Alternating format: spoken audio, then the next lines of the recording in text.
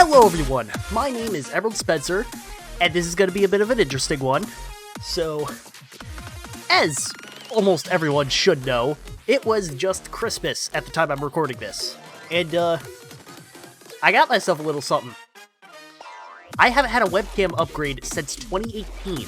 I just checked. My new webcam video went up on April 20th, 2018. I have been using this same Logitech C922 since April of 2018. And I am desperately due for an upgrade. Now, I haven't even hooked this thing up yet. I have taken it out of the box, but, we're gonna have to go to a camera that has a couple more problems with it to compare exactly what surprised me when I first opened this thing. Alright, and here we are on the camera that has a couple more problems with it. So, the camera that is currently shooting this is the Logitech C615. I got this in Christmas of 2016. It was a gift from my father, and this actually isn't my first face cam. It was some no-name, or not no-name, it was some Microsoft unit that only shot in like 480p. I only used it so I could have face cam for the FNAF videos that I first did back in November of 2016. But it was never meant for any of these like full frame things because it just would not be able to keep up. But speaking of not being able to keep up, this Logitech unit has its fair share of problems. You can see there's like weird color stuff, my hands blur way too much when I move them around here. And if you have seen any of my recent Pokemon unboxing videos, you would know how many times I have to yell at the camera to focus and use the back of my hand to get it to focus, and then when I move it away, oh look, my desk's out of focus. It fixed itself that time, but I am very much looking forward to replacing it. Speaking of replacing it, here is the Logitech C615, or not C, 922C. So this was the best webcam for streamers in 2018, and it's definitely held up very well, but as you can see by its shape, it's got an integrated microphone. Not exactly sure how well that holds up because I've had this blue snowball for longer than I've had the webcam, but it's not a necessary feature for streamers anyway, because if you're using your webcam microphone, then you're either just starting out or don't know what you're doing. Because the second you can get yourself a dedicated microphone, that's going to up your audio quality by a ton. But anyway, the reason I brought this down is, and these white lights on the side, that indicates it's active. That's just because I have it open in OBS on a scene that it's not using, so it thinks it's gonna have to do something, but really it's not. But anyway, the reason I brought this down is for a size comparison. Because let's just bust open this box here.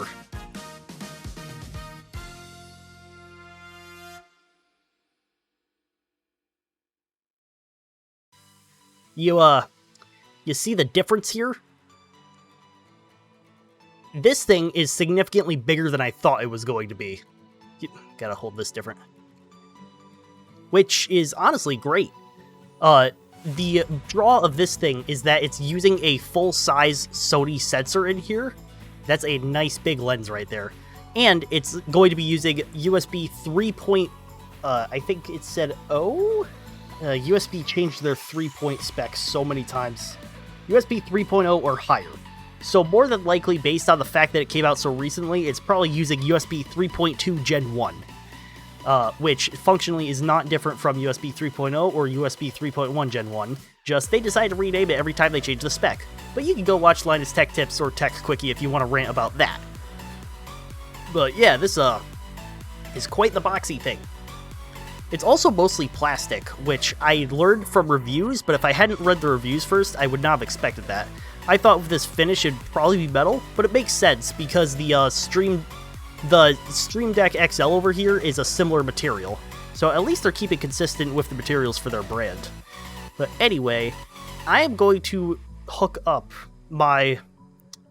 Oh wait, nope, there's one detail I forgot about before I did that. So, the benefit for this is going to be that this guy right here, despite being one of the best recorded webcams, it only has a USB 2 interface, so the best I could get out of it is 1080p 30, which is why my face cam hasn't exactly looked great. But this guy can do full fat 1080p 60, which is going to look really nice. But I also want to do a size comparison with the camera that's currently filming this, which I'm not going to be able to do while it's recording, so I'm going to swap it out for this guy, since of course, better one for my face, step down from my desk. Okay, so this turned out to be an even better upgrade than I thought. I was expecting clearer image quality and... yeah, blurriness is still okay, but... yeah, so this was the camera that was previously doing the... actually, how's the focus?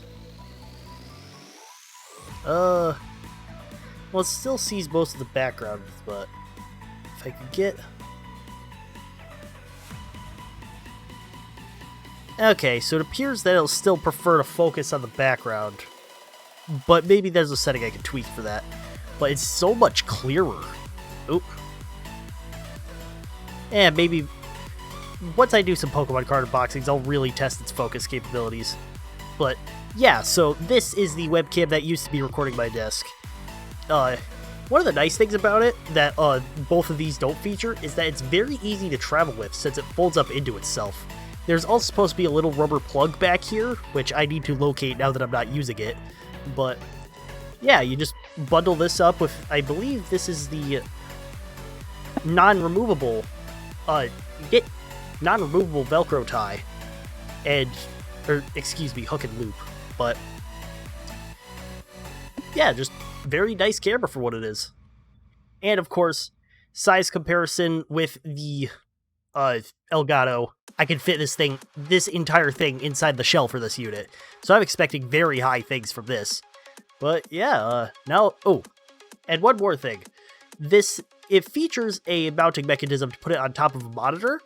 However, if you don't want that, it very easily unscrews to reveal its standard 1/4-inch mount for all webcam type accessories. So just gotta put this on this. Alright, and now the only thing left to do is get this puppy hooked up.